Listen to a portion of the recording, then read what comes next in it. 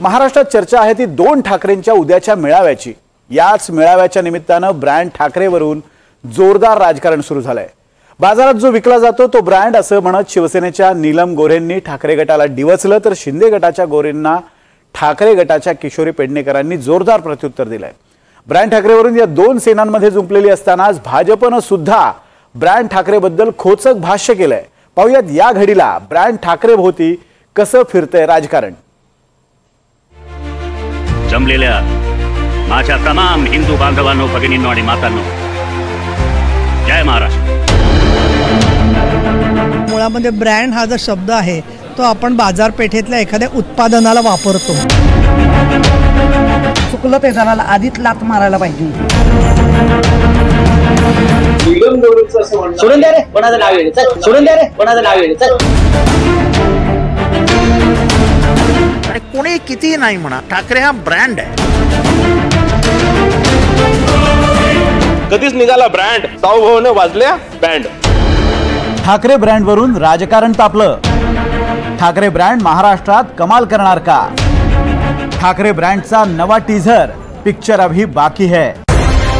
ज्या ज्यावेळी ठाकरेंनी महाराष्ट्राला साथ घातली आहे त्यावेळी मराठी माणूस एकवटला, लढला आणि भिडला। एकवटला, लढला, भिडला असं म्हणत दोन ठाकरे नव्यानं मैदानात उतरले।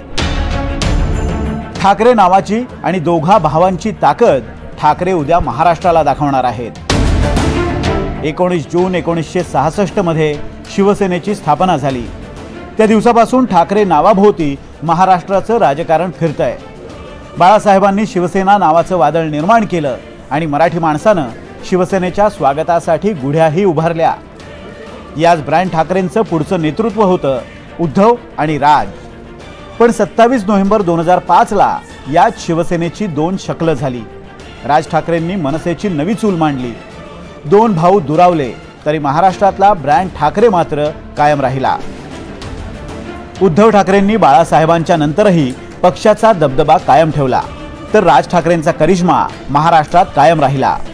गेल्या 20 वर्षात एकमेकांची उणीधुणी काढून झाल्यावर आणि आरोप प्रत्यारोपांचे बाण एकमेकांवर डागल्यावर आता दोघे भाऊ पुन्हा एकत्र येत आहेत आणि म्हणूनच ब्रँड ठाकरे महाराष्ट्राचं राजकारण बदलणार असा ठाकरेंना विश्वास आहे। महाराष्ट्राच्या आयुष्यामध्ये, जीवनामध्ये बराच काळानंतर लोकांना असं वाटतंय की एक नवीन पाडवा, नवीन दसरा असा तऱ्हेने उगवणार असेल आणि लोकांची ती भूमिका असेल स्वागताची, तर जास्तीत जास्त लोकांनी, सर्व पक्षातल्या मराठी लोकांनी आणि नेत्यांनी उपस्थित राहावं असं आमचं खुलं आव्हान आम्ही केलेलं आहे। शिवसेनेतूनच फुटून वेगळा झालेला शिंदे गट मात्र ठाकरे ब्रँड मानायला तयार नाही।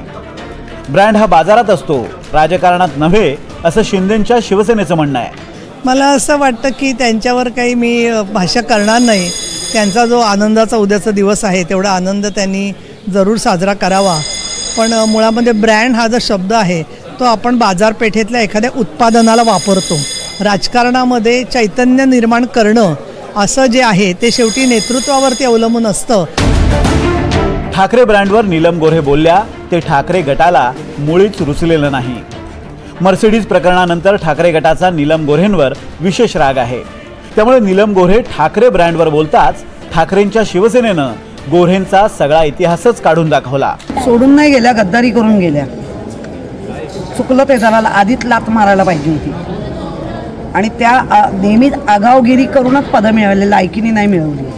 आता अलीकडे सतत ठाकरे ब्रँडचा उल्लेख होतोय, विशेषतः विधानसभा निवडणुकीतल्या पराभवानंतर ठाकरे ब्रँड हा चर्चेत आहे। ठाकरे ब्रँड संपवून दिला जाणार नाही वगैरे वगैरे अशी स्टेटमेंट होत आहेत। त्यावर नीलम गोऱ्हेंचं असं म्हणणं, सोडून द्या रे, कोणाचं नाव येईल, चल। ठाकरेंबद्दल महाराष्ट्राच्या राजकारणात वेगवेगळ्या प्रतिक्रिया असल्या तरी महाराष्ट्राच्या राजकारणात ठाकरे हा ब्रँड आहेच असं सर्टिफिकेट शरद पवार गटानं दिलंय। आता एखादं दोन घरं एकत्र येत असतील ते चांगली गोष्ट आहे ना। आणि एक कोणी किती नाही म्हणा, मी तर ठाकरेंचा विरोधक आहे।